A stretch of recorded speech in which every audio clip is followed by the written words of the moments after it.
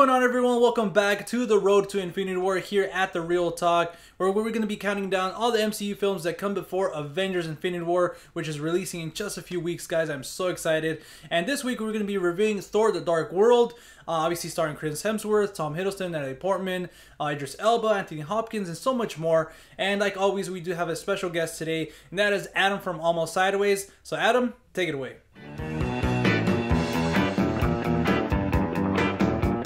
Hey guys, this is Adam of Almost Sideways, and what an awesome privilege this is to be one of the many stops on the road to Infinity War. Thank you, John, for letting me talk about Thor: The Dark World.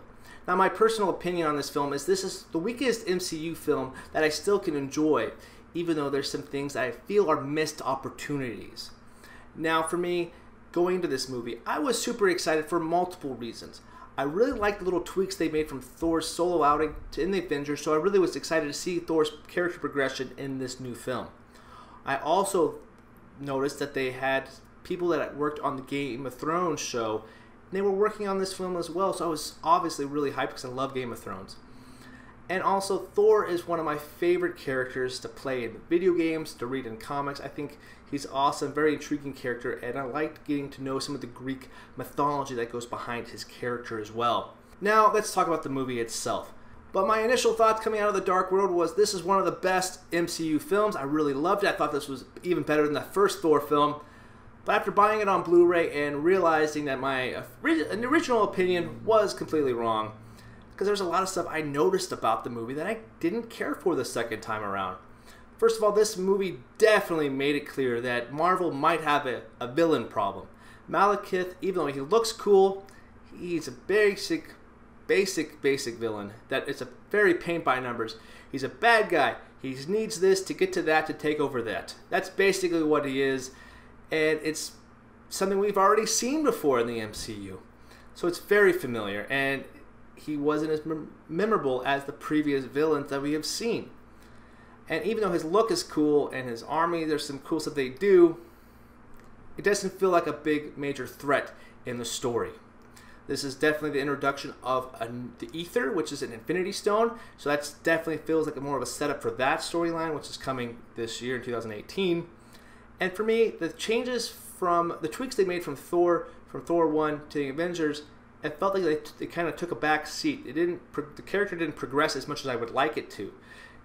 There wasn't as many little humor moments in it like I liked, and it kind of felt way more serious than what we saw in the Avengers film.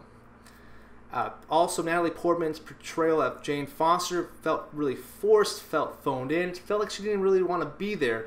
And even though it's a known fact that Patty Jenkins was her first choice, that she really wanted to make this movie, Marvel decided to go a different direction, and that really kind of bugged Natalie Portman, but she was already contractually obligated to do this film. So that's a big, I didn't really like that. I don't really like her character to begin with. Also, her assistant, Kate Dennings, her humor in this one is almost as worse as the first film. Don't really care about that character. It's one of my least favorite MCU characters to date.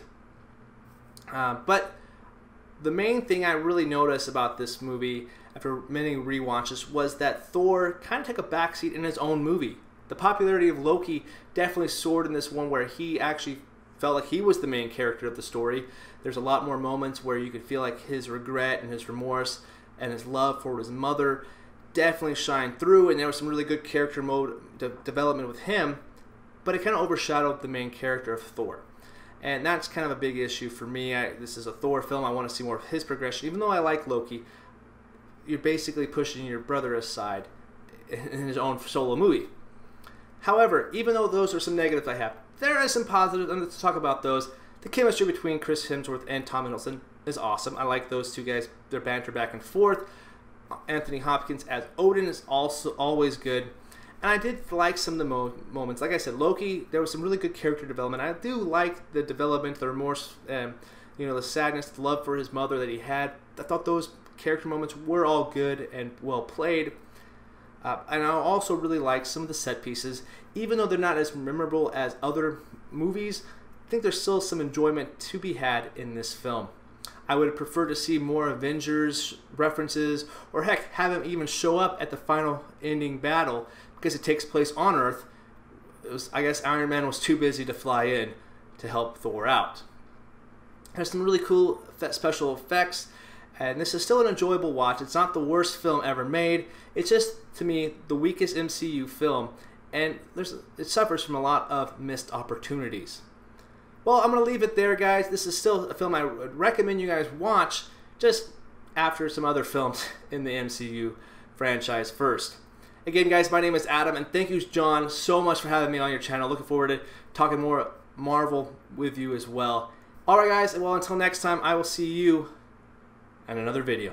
Later! Alright, thank you, Adam, for that incredible review of Thor the Dark World. You were actually one of the first people that I asked to be a part of this special project, The Road to Infinity War, so I want to thank you so much for making the time and contributing to this project. It means a lot, man. And guys, if you guys have not checked out Adam, I'm pretty sure you guys know who he is, but just in case you guys don't, link to his channel and social media is going to be in the description down below. Go check out his YouTube channel. He's one of the hardest working YouTubers doing it today, and his content is so great, so make sure you go check it out. And now let's get on to my review of Thor the Dark World. Alright, so my review of Thor the Dark World, to be honest, my experience with it, I was actually really excited because I really loved the first Thor.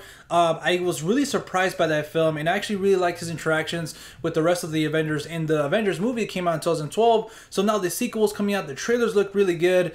But, you know, when I saw it, I think I was the same like Adam. I thought it was really good, but at the same time, I was like, something's off. And then, you know, obviously with more viewings, I was like, you know what? And especially this more recent one that I did for this review, I kind of, you know, all right, you know what? This is not as bad as people say, but it is pretty bad. And I think it's my least favorite MCU film. Not sure. I got to continue on, but I don't think there's other... any more stinkers, if I'm not mistaken, but we'll see. So real quick, you know, some of my negatives, just the whole thing, like the first one, the Earth people, I understand why you have to have Thor on Earth and stuff like that, but you could have easily written more better characters. Kat Dennings, I love you to death, you're attractive to me, but this performance, along with Natalie Portman, gosh, like Stellan Skarsgård is good, and I like to see that his character from Avengers, you know, was affected because he said it in the film. He said, I had a god in my head. But you know what? And also the comedy that came along with that, the whole intern stuff. It's like you've done that so much already. It's kind of, it just didn't work for me. All right, so another negative that I have for this movie is kind of the plot is convenient in a lot of ways, and it's kind of like really kind of takes me out of it. It's like that one scene after, you know, Loki's death and stuff like that, that big battle with Malekith and Thor and stuff like that. All of a sudden this phone rings and Jane and Thor go through this portal and stuff. It's like, I understand what the ether does and how it works, but it's just like, come on, like that was too, like, you know, that was one thing. I know there was another thing early on in the movie too that kind of took me out. And obviously the villain, you know, Adam said it best. It was a missed opportunity. I'm not really familiar with the Malekith character in the comics, but man, this was just bad. This time around too, I was just like, this guy is just like, I want to destroy the universe, and that's it. Like, there's no depth to him. It's like, come on, give us something. You know, like maybe Odin and him had a you know, falling out, like they were partners or something. Something, you know, like something. And there's just nothing there. I didn't care about the villain. It's just poor. I don't know. This might be the worst villain. I think so. Alright, so kind of jumping off from the villain, the ending too is anticlimactic. I kind of just found it like, it was too predictable, especially this time around. I know I've seen it a bunch of times, but it's just kind of like the ending's kind of generic. Just this fight scene with the hero and the villain. The villain seems like he's going to win, and then all of a sudden, just like that, you know, Thor sticks him with the little things, and his body parts go everywhere, and just kind of, you know. But anyways, thank God for Thor Ragnarok, right? But jumping off that, the pacing for the film too, it's this movie tried to take itself too serious, and I understand it's an MCU film, like come on. And then there's a difference between the Thor trilogy. It's been really interesting. You have Thor, the Dark World, and Thor Ragnarok, which is kind of like, in tone-wise, it's completely all over the place. But this one, especially, the pacing just threw me off. It was kind of trying to be really serious, then comedy that fails, then action, and you know, so that's got to be one of the biggest problems for me. But hey, I do have some positives, so let's get to them. Alright, so starting off with my positives is the Asgard stuff. I love Asgard and the world and the buildings and the people and just everything about it. I wish the whole movie was in Asgard. I think that's why I liked Thor Ragnarok so much, because the majority of the movie was in Asgard. And just the first Thor and this Thor, I really liked all the stuff in Asgard, just all the characters and stuff like that. So that's got to be a positive for me. And also, obviously, like Adam said earlier, the whole relationship between Thor and Loki and the chemistry between Chris Hemsworth and Tom Hiddleston, it's just great. It's just something like, now noticing, you know, that Adam said that Tom and Loki kind of steal the spotlight a little bit. I could agree with that too. But, you know, just the whole relationship between Loki and his mom was really great. That scene, you know, alone was really great. Kind of gives you a little bit more of Loki. But just their brother and brother dynamic, it's just really awesome. It's really great. It's something that Marvel got right. And yeah, let's go on to my other positives. So I know I mentioned the comedy in my negatives, but I have to mention it again because I'm a big fan of the whole fish out of water stuff that they do with Thor, like they did in the first one. They continued here in the sequel, and some of it works, and again, some of it doesn't, like I said in my negatives.